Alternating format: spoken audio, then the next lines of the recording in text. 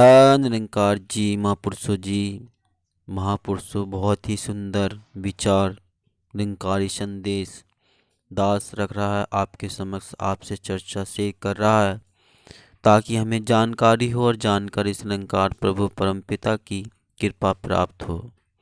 महापुरुषों, प्रभु को पाना भक्ति है। तो आइए जानते हैं इस विषय पर, टॉपिक पर, और लेते हैं बाबा जी से रहमते, माता जी से रहमते।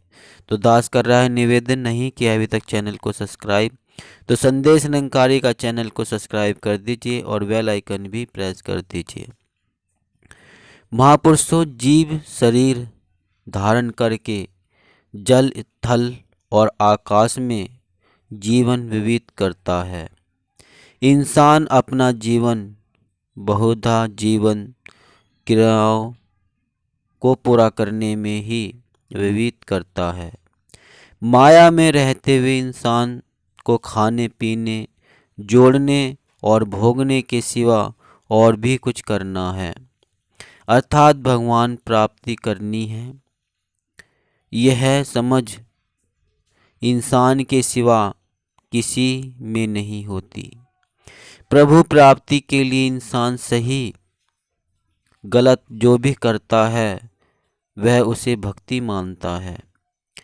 इंसान के जीवन की विडंबना यह है कि वह प्रभु को पाने के लिए उसको जाने वगैरह ही भक्ति करता है जो व्यर्थ होती है।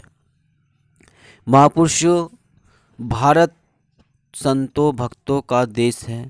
यहाँ लोग प्रभु को पाने के लिए तरह तरह के तरीके अपनाते हैं। कई ऐसा मानते हैं कि मंदिर में राम नाम का जाप करना, व्रत नेम करना, दान पुण्य करना, श्वास चढ़ाना, ध्यान करना, कर्म कांड करना आदि ही भक्ति है। संपूर्ण अवतार वाणी में बाबा अवतार सिंह जी फरमाते हैं, भक्ति लोकी अजय न समझे, रवनु पाना भक्ति है। छड़ के सारे भ्रम बुलेखे, गुरु रिजाना भक्ति है। इकनू मरना इकनू तकना, इकनू पाना भक्ति ए। बाकी सारे कर्म छोड़ यह कर्म कमाना भक्ति ए।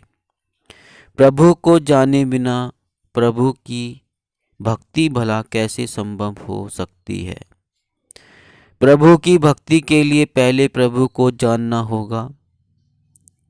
सतगुरु की शरण में आकर सतगुरु को रिझाना होगा।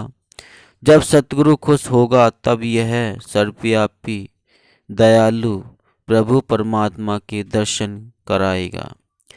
जैसे श्री कृष्ण भगवान ने कुरुक्षेत्र की युद्ध भूमि में अर्जुन को प्रभु परमात्मा का विराट रूप दिखाया था। अष्टावक्र जी ने राजा जनक को प्रभु परमात्मा का साक्षात्कार करवाया था। महापुरुषों, प्रभु को जानकर जिसने भी भक्ति की उसके वारे न्यारे हुए हैं। इतिहास गवाह है कि मीराबाई, संत तुकाराम, संत रविदास आदि संतों भक्तों ने प्रभु भक्ति करते हुए अपने जीवन को आनंद पूर्वक व्यतीत किया।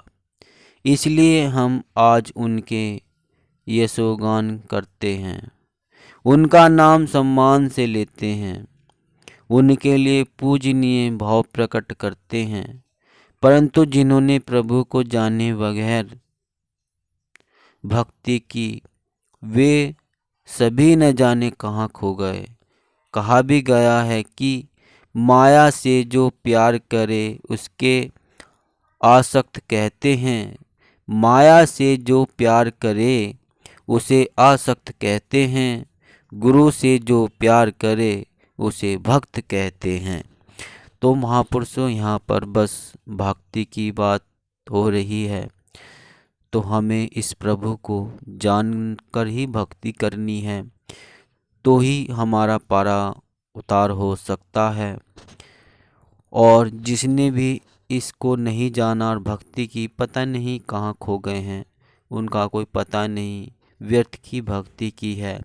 शरीर को कष्ट दिया है और अपना ही नुकसान किया है। लेकिन यहाँ निरंकारी सत्संग मिशन में इस निरंकारी प्रभु को पहले दिखाया जाता है, साक्षात्कार दर्शन पल भर में कराए जाते हैं और तब इसकी भक्ति की जाती है। पहले पाना फिर भक्ति करना।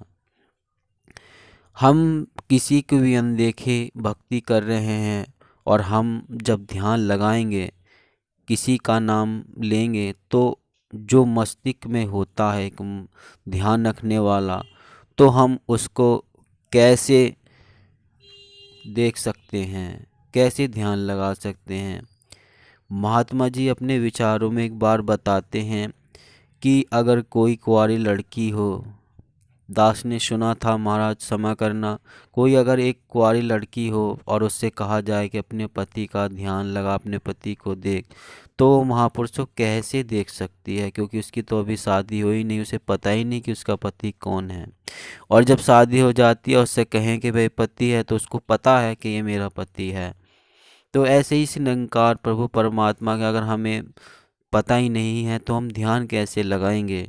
और अगर हमें पता है ये निरंकार है तो हमें ध्यान में भी दिखा जाएगा और आंखें खुले भी साक्षात इसके दर्शन, हाँ कि ये परमात्मा कण कण वासी है, घट घट वासी है। तो यही यहाँ पर बात भक्ति की जानकर हो रही है। भक्त हुक्म में रहकर जीवन जीता है।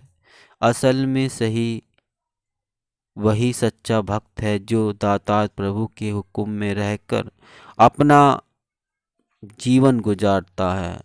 सब घंटों में एक नूर के दर्शन करके सबसे प्यार करता है, यानी सारी खलकत को अपने रब का रूप समझकर सबका आदर सम्मान करता है। सदा नेकी से भरपूर रहता है और दाता निरंकार को हाजर नाजर समझकर बदी से दूर रहता है। कभी किसी का दिल नहीं दुखाता। लेकिन ये तभी संभव महापुरुषों जब हम इस निरंकार स्वरूपी के दर्शन कर लेते हैं, यानी कि प्रभु को पा लेते हैं, फिर भक्ति शुरू हो जाती है। और फिर जब हम सब इस परमात्मा का नूर सबके अंदर देखते हैं तो भक्त बन जाते हैं।